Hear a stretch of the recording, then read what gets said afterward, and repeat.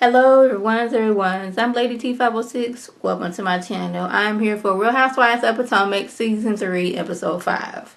Ashley, she invites Giselle, Robin, and Candace to yoga. She wants to get certified, become a yoga instructor because it helped her when she was going through a separation with Michael, and maybe it can help somebody else. I was like, oh, that's good. Yoga wasn't for me, but like, I just wasn't into doing all that stretching. I was like, I was getting uncomfortable. Like, maybe if I'd have stuck with it, it would have worked, but just yoga wasn't for me. But hey, it seemed to help Ashley out, and if it's helping somebody out, then all beans.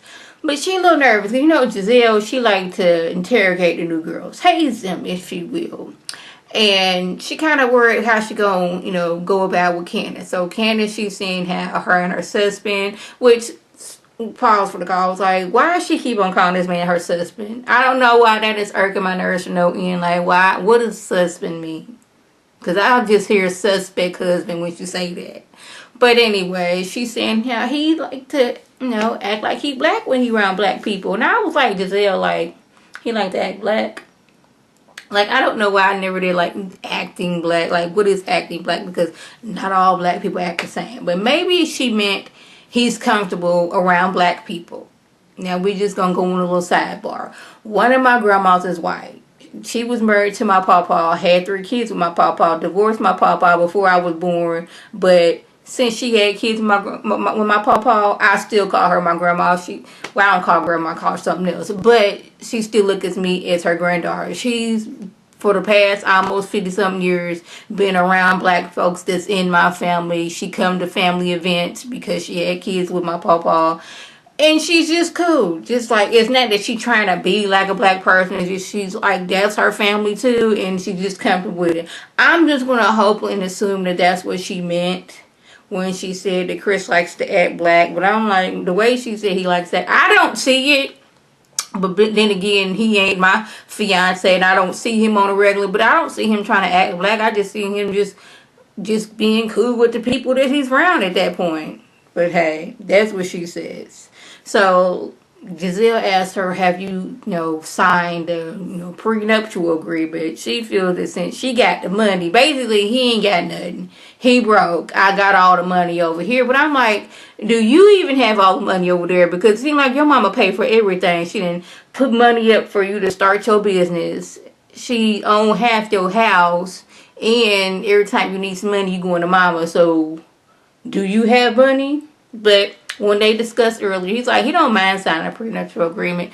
It's just that, he came into the relationship with no money. He'll leave with no money. He's cool with signing a prenuptial agreement. I was like, girl, I know people don't want to go into a marriage thinking of divorce. But, like, sometimes you have to protect yourself. And that's unfortunately how it is. Like, say you go into a marriage, oh, we're going to love and be with each other for the rest of our lives. And one of y'all make it big and it's time for divorce. Now that person takes half and now you mad. Just saying.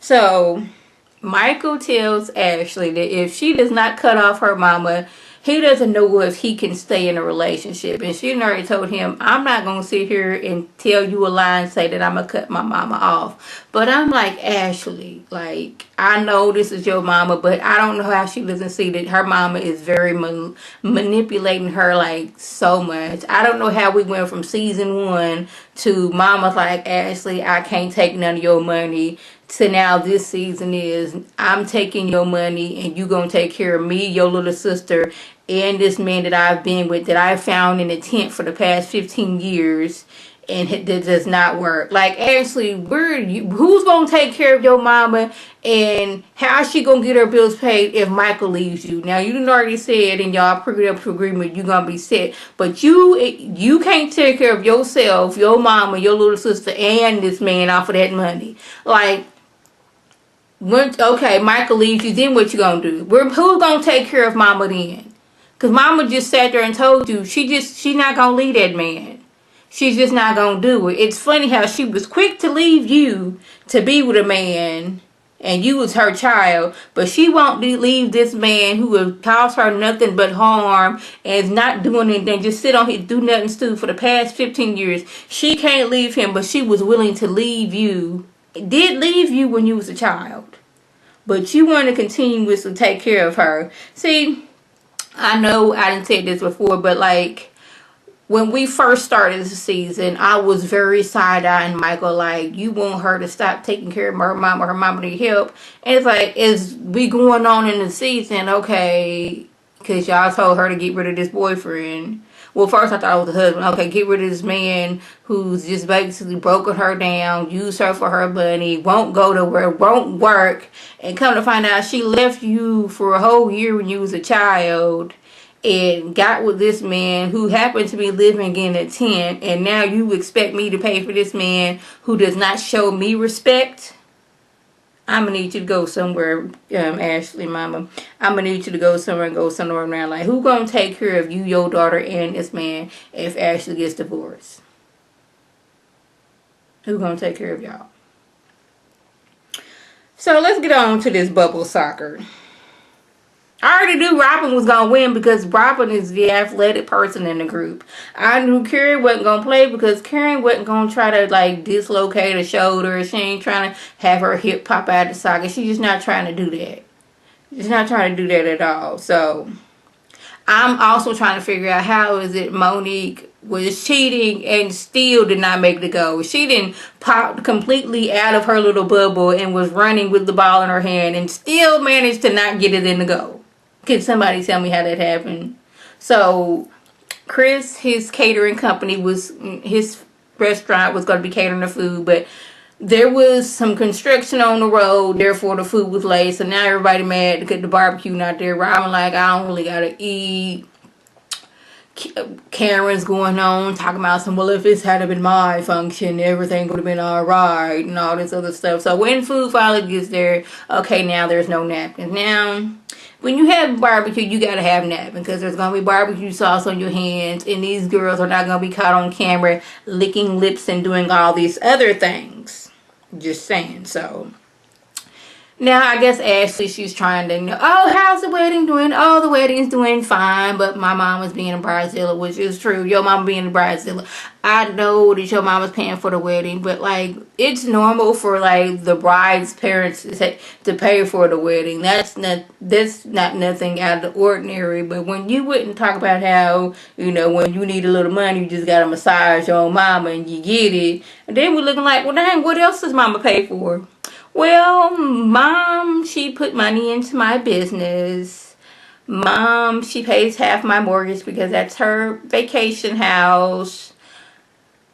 They looking like, okay, your mama pay your mortgage. She put money on your business. Like, what do you do? What does Chris do? Oh, me and Chris, we pay half our mortgage. Like, this is why mama has so much input on what you got going on in your life. Because mama is funding everything. You needed money with your hair business. Mama funded it. And now you looking like, well, mama got all this opinion. Because mama's not going to be no silent partner. She going to be all up in and tell you what you going to need to do.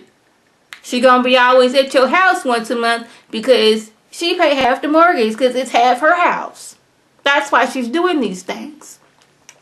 But as they were going on, and Karen was like, you do not have to tell them your business. I'm like, Karen, just be happy they're not talking about your business right now and your financial woes.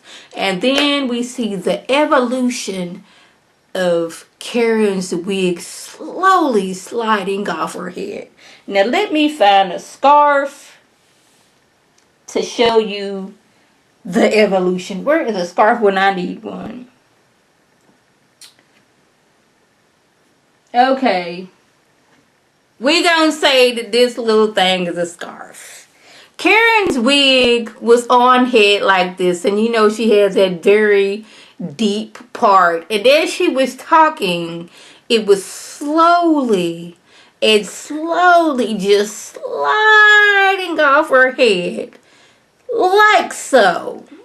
It got about right here, and she's steady, trying to duck and shift and put it back on. Who was sitting next to her? I think it was Monique and Candace. They were trying to help her.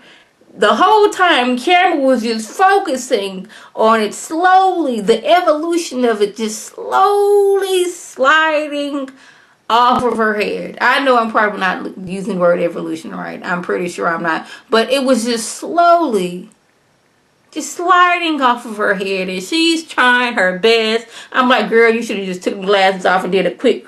See, that's why if you're wearing a wig, ladies, if you don't want to use any type of glue or tape, because I heard that that's not healthy, get you some bobby pins and pin that sucker to get you some braids underneath and wig cap. Get you some bobby pins and make sure that backwood's on there, and give it a good one of these to make sure it's staying on, and then style it so we don't see it sliding off your head. But she says, you know, after 20 years, she knows how to get a wig back on. But I'm like, baby, you did not have it on correctly after, you know, it was sliding off your head. I just hope you know that. So, that was the gist of it all. If I left anything out, by all means, leave a comment or video response. And like always, I want to thank my subscribers and the people who watch my video. I want you to like this video, comment, and subscribe. And share this video with your friends on Facebook, Twitter, Instagram, and here on YouTube. This is Lady T signing off. Have a good one.